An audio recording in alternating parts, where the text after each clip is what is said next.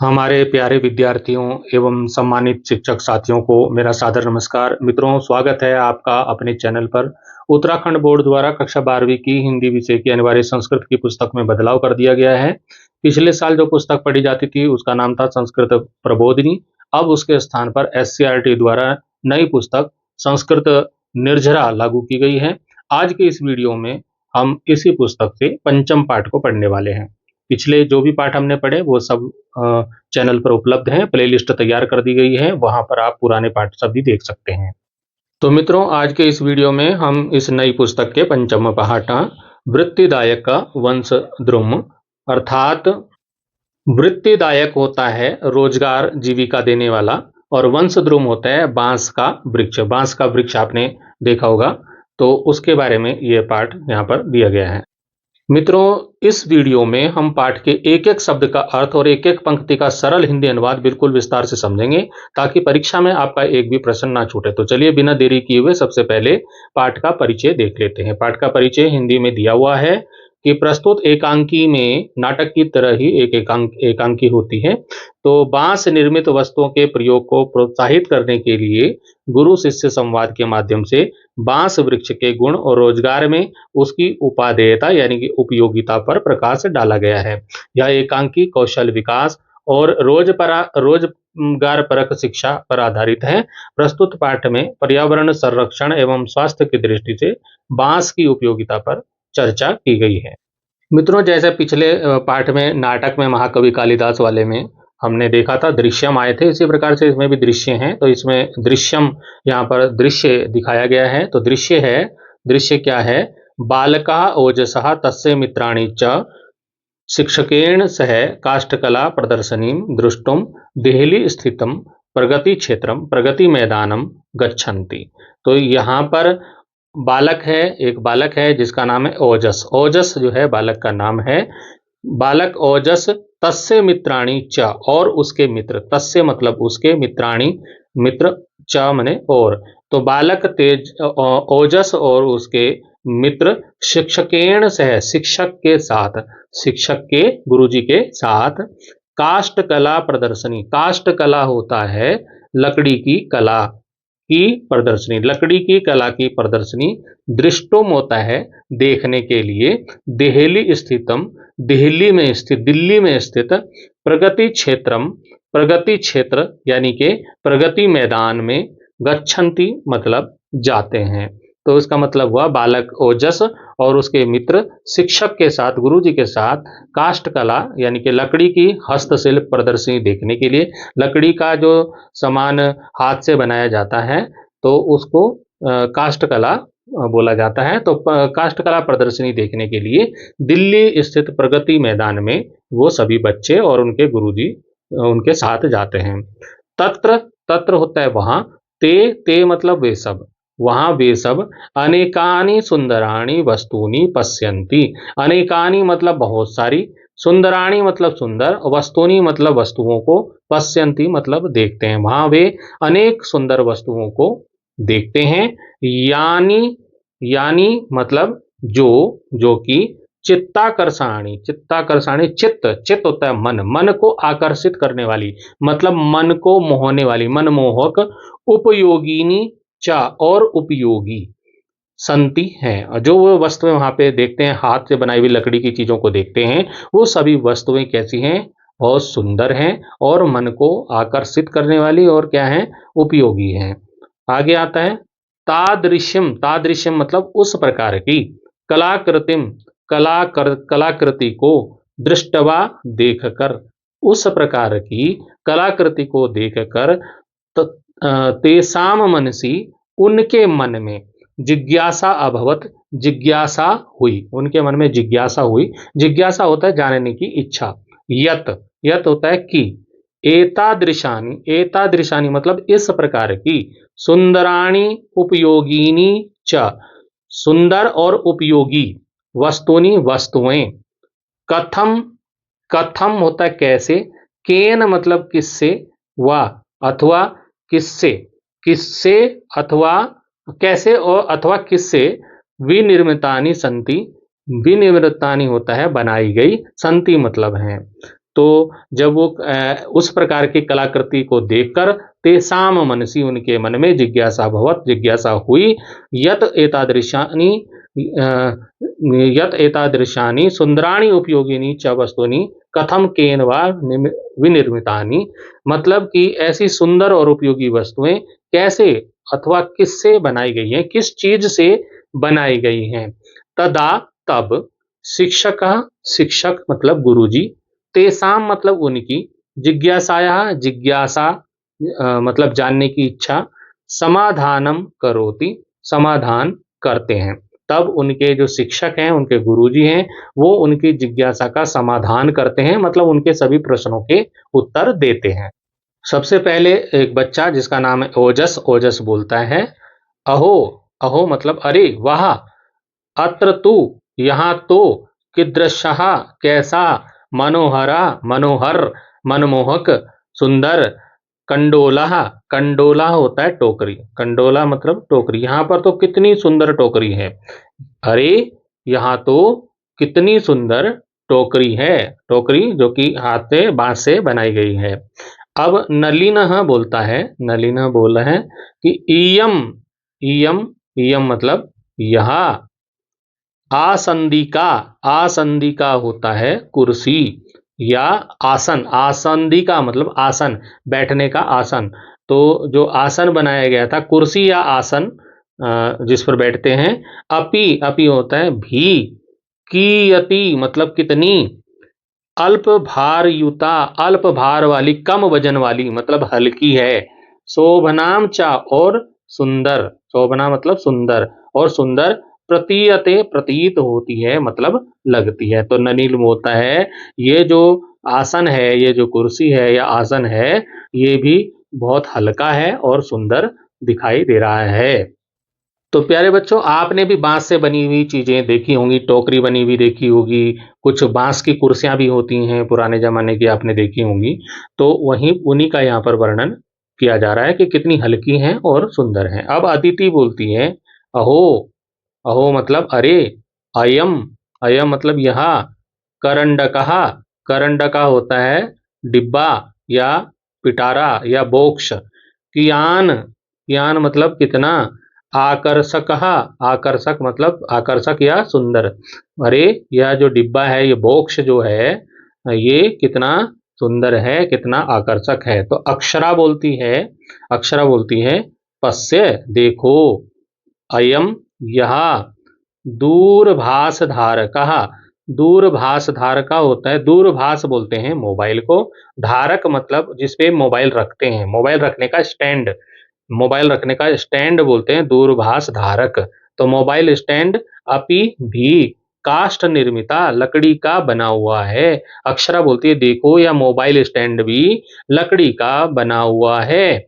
अब ओजस, ओजस बोलता है गुरुवर्य, गुरुवर्य होता है आदरणीय गुरुजी, गुरुवर्य गुरुओं में श्रेष्ठ, गुरुओं में श्रेष्ठ मतलब श्रेष्ठ गुरु, अपने गुरुजी को बोलते हैं श्रेष्ठ गुरु, यानी कि आदरणीय गुरुजी, एतादृशानी इस प्रकार की, सुंदराणी सुंदर, वस्तुनि वस्तुएं, केन किससे, विनिर्मितानी बनाई गई संति हैं। तो ओजस बोलता है कि गुरुजी ऐसी सुंदर वस्तुएं किस से बनाई गई हैं, किस चीज से बनाई गई हैं। तो शिक्षक कहा, शिक्षक बोलते हैं, गुरुजी बताते हैं ओजस, हे ओजस, हे ओजस, ओजस मतलब उस बच्चे का नाम लेते हैं ओजस, इदम ज्ञात्वा, इदम मतलब यह, ज्ञात्वा मतलब जानकर, आश्चर्यम आश्चर्य, भविष्यति होगा, तुम्हें यह जानकर आश्चर्य होगा, यत की एतानी ये, सर्वाणी सभी, वस्तुनि वस्तुएं, ये सभी वस्तुएं, तुम्हें यह जानकर आश्चर्य होगा कि ये सभी वस्तुएं, वंश वनस्पति ना, वंश वनस्पति होता है बांस की, वंश मैंने बांस और वनस्पति, बांस की वनस्पति यानी कि बांस के पौधे से, बांस के पेड़ से, निर्मितानि संति निर्मित की गई हैं, बनाई गई हैं। तो ओजस तुम्हें यह जानकर आश्चर्य होगा कि ये सभी वस्तुएं बांस के पौधे से बनाई गई हैं। अभी छात्रा सर्वे, सभी छात्र जितने भी बच्चे थे वो बोलते हैं अहो, अरे वाह, सत्यम एतत् किम, सत्य है यह क्या, क्या यह सच है, क्या यह सच है। अब गुरुजी बोलते हैं, शिक्षिका बोलते हैं आम, हाँ आम का मतलब संस्कृत में आम लिखा है मतलब हाँ, तो सत्यम एतत्, यह सत्य है, हाँ यह सच है।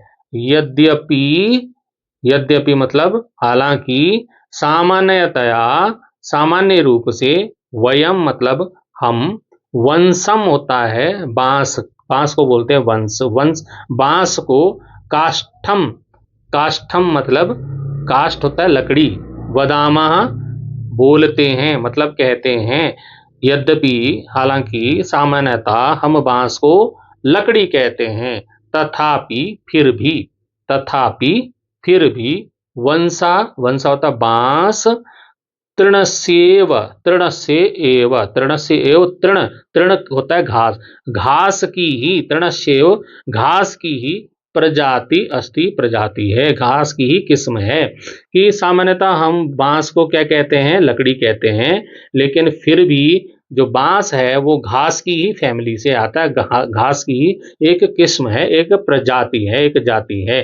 किंतु, किंतु वृक्षवत, किंतु, किंतु माने लेकिन, वृक्षवत वृक्ष की तरह, दर्शनेन दिखने के कारण, वृक्षा मान्यते वृक्ष मानते हैं, वृक्ष मतलब पेड़ मानते हैं।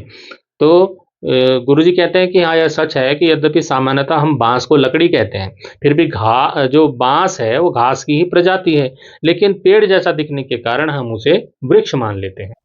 अब एक बच्ची, एक छात्रा है अदिति, अदिति बोलती है गुरुवर्य, हे गुरु, आदरणीय गुरु जी, वंशेन अन्यापि, वंशेन मतलब बांस से, अन्यानी, अन्यानी मतलब अन्य, दूसरे, कानी मतलब कौन कौन सी, वस्तुनि मतलब वस्तुएं, निर्मितानी भवंती निर्मित होती हैं।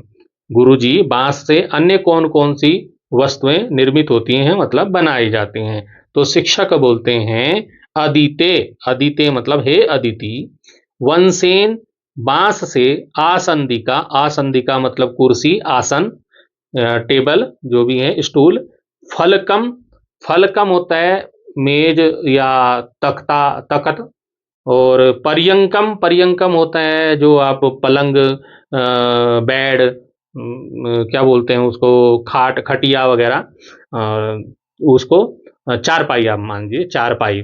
और स्थालिका, स्थालिका होता है थाली, और कसोरी का, कसोरी का होता है कटोरी, और चमसा, चमसा दीनी, चमसा मतलब चम्मच, चम्मच आदि, वस्तुनि वस्तुएं, निर्मितानी निर्मित, बनाई जाती हैं, भवंती होती हैं मतलब इनका निर्मित होती हैं, मतलब इनका निर्माण होता है। तो क्या बताया, हे अदिति, बांस से कुर्सी, मेज, जो है तख्त, बक्सा, पलंग, यानी कि चारपाई, थाली, कटोरियाँ, चम्मच आदि वस्तुएं उसे बनाई जाती हैं। मित्रों, पुस्तक में चित्र दिया गया है, वहां पर देखिए बांस से कि वो चीजें बना रहे हैं, टोकरी बना रहे हैं, और कुछ बर्तन भांडे भी कुछ बन रहे हैं बांस से। तो ये चित्र में आप पुस्तक में देख लीजिएगा। अब अक्षरा बोलती हैं, अक्षरा यहाँ पे बोल रही है, यहाँ पर आया है अक्षरा बोल रही है तात, तात पिताजी को भी बोलते हैं, गुरुजी को भी बोलते हैं, अपने से बड़ों के लिए भी तात बोलते हैं, तो यहाँ गुरुजी के लिए बोला है तात। अधुना, अब, आजकल, तू, तो, प्लास्टिक निर्मितानि, प्लास्टिक से बनी हुई, वस्तुनि वस्तुएं, अपि भी, अल्प भारयुतानि कम वजन वाली, हल्की, आकर्षकाणी और आकर्षक, च और आकर्षक भवंती होती हैं। तो अक्षरा कहते हैं गुरुजी आजकल तो प्लास्टिक से बनी वस्तुएं भी हल्की और आकर्षक होती हैं, सुंदर दिखने वाली होती हैं। तो शिक्षक कहते हैं अक्षरे, अक्षरे मतलब हे अक्षरा, सर्वे जानन्ति सभी जानते हैं, सभी जानते हैं, एव ही सभी जानते ही हैं, कृतकः, कृतकः बोलते हैं प्लास्टिक को, ठीक है, कृतका यहाँ प्लास्टिक ब्रैकेट में लिख भी दिया है, कृतकः, कृतका प्लास्टिक मतलब कृत्रिम प्लास्टिक, कृत्रिम मतलब जो कि बनाई गई है, प्राकृतिक नहीं है, कृत्रिम रूप से बनाई गई है। तो कृतकः प्लास्टिक का मतलब कृत्रिम प्लास्टिक, स्वास्थ्य से, स्वास्थ्य की, पर्यावरण से च और पर्यावरण की दृष्टया, दृष्टि से, हानिकारक भवती, हानिकारक होती है। तो हे अक्षरा, सभी जानते ही हैं कि प्लास्टिक स्वास्थ्य और पर्यावरण की दृष्टि से हानिकारक होता है। वंशस्तु, जबकि वंश जो बांस है, बांस तो लाभप्रद अस्ति, बांस तो लाभप्रद होता है। वंश वंश तो वंश तो मतलब होता है बांस तो लाभप्रद, लाभप्रद मतलब लाभदायक, अस्ति मतलब है, बांस क्या है, लाभदायक है। अब सभी बच्चे बोलते हैं, छात्र आम गुरुवर्य, हाँ आदरणीय गुरुजी, हाँ गुरुजी आप सही बोल रहे हैं। तो शिक्षक कहते हैं, अधुना तो वंश तंतु भी, अधुना तो अब तो, आजकल तो, वंश तंतु भी बांस के तंतुओं से, तंतु होता है रेशे, धागे, बांस के रेशे या धागे से परिधानानी, परिधानानी मतलब कपड़े, परिधान होता है कपड़े, परिधानानि वस्त्र, कपड़े, दैनिक उपयोगिनी वस्तूनि च, और दैनिक उपयोग की वस्तुएं निर्मितानि भवंती, निर्मित होती हैं। आजकल तो बांस के रेशों से कपड़े और दैनिक उपयोग की वस्तुएं भी बनाई जाती हैं, निर्मित होती हैं। तेसु, उनमें, उनमें कौन कौन सी चीजें हैं जो बनाई जाती हैं? साटी, साटी होता है साड़ी, साड़ी जो महिलाएं पहनती हैं उसको साटी, साटी मतलब साड़ी। उरुकम, उरुकम होता है पैंट पैजामा। कंबला, कंबल।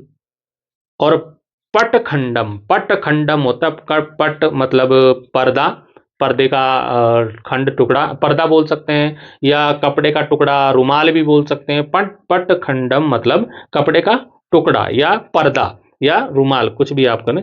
रज्जुआदानी, रज्जुआदी दानी दीनी च, रज्जुआदी, रज्जु आदीनी च, ये होगा इसका संधि विच्छेद। तो रज्जुआदीनी मतलब रस्सी, रज्जू बोलते हैं रस्सी, आपने सुना होगा कहीं कि वहां रज्जू मार्ग बना दिया, रस्सियों का पुल बना दिया, तो ये क्या हो जाएगा, रज्जुआ दीनी मतलब होता है रस्सी आदि, चा मतलब और संति है। तो इसका मतलब क्या हुआ कि उनमें जो आजकल वस्तुएं, दैनिक उपयोग की वस्तुएं बन रही हैं, उनमें साड़ी हो गया, और आपका पैंट पजामा हो गया, कंबल हो गया, आपका पर्दा हो गया, रुमाल हो गया आपका, और रस्सियां हो गई, ये सभी जो है बन रही हैं, किससे बन रही हैं? बांस के से बन रही हैं। अब बालक ओजस पूछता है, गुरुवर्य गुरुजी, पर्यावरण दृष्टिया, पर्यावरण की दृष्टि से अयम यह वंश वृक्षा, बांस का वृक्ष, कथम उपयोगी अस्ति, किस प्रकार से उपयोगी हो सकता है, पर्यावरण की दृष्टि से बांस का वृक्ष कैसे उपयोगी है? तो शिक्षक बताते हैं, छात्रा, हे छात्रों, बच्चों, वंश वृक्षारोपणम, वंश का वृक्ष यानी कि बांस का वृक्ष लगाना, लगाने से मृत्तिका क्षरणम अवरोधयति, मृत्तिका क्षरणम मिट्टी का कटाव, मिट्टी का जो कटाव है, भूक्षरण जिसको बोलते हैं, अवरोधयति रोकता है। तो जो बांस का जो बांस के पेड़ लगाने से, बांस के पौधे लगाने से मिट्टी का कटाव रुक जाता है। जल प्रबंधने अपि, जल प्रबंधने अपि, जल के प्रबंधन में भी, जल के प्रबंधन में भी अस्य इसकी, महती मतलब बहुत ज्यादा, बहुत बड़ी, अत्यधिक, उपयोगिता भवती, उपयोगिता होती है। यानी कि जल का प्रबंधन में भी इसकी बड़ी उपयोगिता होती है, क्योंकि जल को भी क्यों ये संरक्षित करता है, जल को भी ये रोक के रखता है। फिर आता वंश निर्मितानि, बांस से निर्मित, बांस से निर्मित वस्तुनि, वस्तुएं, पर्यावरण संरक्षणाय, पर्यावरण के संरक्षण के लिए, बांस से बनी वस्तुएं पर्यावरण की सुरक्षा के लिए, स्वास्थ्य रक्षाए च, और स्वास्थ्य की रक्षा के लिए, अतीव बहुत अधिक, हितकराणी, हितकारी, लाभकारी भवंती होती हैं। तो बांस से निर्मित वस्तुएं पर्यावरण संरक्षण और स्वास्थ्य के लिए अत्यंत लाभकारी होती हैं। अब नलिनः बोलता है, गुरुवर्य गुरुजी, किम अस्य प्रयोगा, क्या इसका प्रयोग पुरातन काले अपि, पुरातन काल में भी मतलब प्राचीन काल में भी, भवती स्म होता था, क्या गुरुजी, क्या इसका प्रयोग प्राचीन काल में भी होता था? अब नलिन को गुरुजी बोलते हैं, शिक्षक बोल रहे हैं, नलिन, नलिन, नलिन, अद्य तू, आज तो, त्वम तुम, आधुनिक लेखन्या, आधुनिक लेखन्या होता है लिखने की कलम या पेन। पेन इति, पेन लिख रखा है, पेन इति पेन लिखने की, लेखन्या होता है लिखनी, लेखनी लिखने जिससे हम लिखते हैं, पेन बोल लीजिए आप आज के ज़माने में पेन। तो आजकल के ज़माने में यानी कि आधुनिक समय में लेखन्या पेन माध्यमेन लिखसी, पेन के माध्यम से लिखते हो। आजकल तो नलिन, आज तो तुम आधुनिक पेन लेखनी के माध्यम से लिखते हो। लेकिन गुरुजी कह रहे हैं यदा वयम, जब हम छोटे थे, जब हम छात्रा आस्म, छात्र थे, जब हम छात्र थे, तदा तब वंश निर्मितेन, बांस से बनी हुई, कलमेन कलम से, लिखामा स्म लिखते थे। जब हम छात्र थे तो हम बांस से बनी कलम से लिखते थे। पुरातन काले तु, और प्राचीन काल में तो, गुरुकुलेशु, गुरुकुलों में, जो गुरुकुल होते थे वो उनकी जो उटजा, उटजा होता है कुटिया या झोपड़िया, झोपड़ी जो जो गुरु जी की जो गुरुकुल होता था वो कुटिया या बोलते थे ऋषि की कुटिया है, ऋषि का आश्रम है। तो झोपड़ी, यहाँ पे झोपड़ी समझ लीजिए आप, झोपड़ी समझ जाएंगे आप, कुटिया या झोपड़ी। तो गुरुकुलों में जो कुटिया होती थी, झोपड़ी होती थी, और जो पात्राणी उनके भांडे होते थे, बर्तन होते थे, आसनानी उनके आसन होते थे बैठने के, तो दंडा आदश्च, और जो उनके डंडे, लाठी डंडे होते थे, वंश निर्मिता एव भवंती, बांस से निर्मित ही भवंती स्म होते थे। तो गुरुकुलों में, प्राचीन काल में तो गुरुकुलों में झोपड़ियाँ, बर्तन, बैठने के आसन, लाठी आदि सब बांस का प्रयोग उसमें होता था। तो अदिति कहती है किम अनेन, किम किम क्या, अनेन मतलब इससे, क्रीडनकानी, क्रीडनकानी होता है खिलौने, खेलने का सामान, वाद्य यंत्रादीनी, वाद्य यंत्रादीनी मतलब वाद्य यंत्र यानी कि बाजे, अपी भी निर्मीयन्ते, निर्मीयन्ते होता है बनाए जाते हैं। तो अदिति बोलती है क्या इससे खिलौने या बाजे भी बनाए जा सकते हैं, वाद्य यंत्र भी बनाए जा सकते हैं। अब शिक्षक महोदय बोल रहे हैं अदिति, अदिति ने बोला, प्रश्न किया क्या इससे बाजे भी बनाए जा सकते हैं, खेलने का सामान भी बनाए जाते हैं? तो शिक्षक बोलते हैं आम, हाँ, अनेन विभिन्नानि क्रीडनकानि वस्तूनि च निर्मीयन्ते। हाँ, अनेक विभिन्न प्रकार की क्रीडनकानि वस्तूनि, अनेक विभिन्न प्रकार की खेलने की, खिलौने के जो सामान हैं वो इससे बनाए जाते हैं, निर्मीयन्ते बनाए जाते हैं। यथा जैसे, कौन कौन से सामान बनाए जाते हैं? जैसे बालानाम क्रीडनार्थकम सकटिका, बालकों के लिए, बच्चों के लिए खेलने के लिए, क्रीडनार्थम, क्रीडनार्थम होता है खेलने के लिए, सकटिका, सकटिका होता है छोटी गाड़ी, लकड़ी की गाड़ी जिसको बोलते हैं। तो और वायुयानम, लकड़ी का वायुयान, हवाई जहाज जिसको बोलते हैं।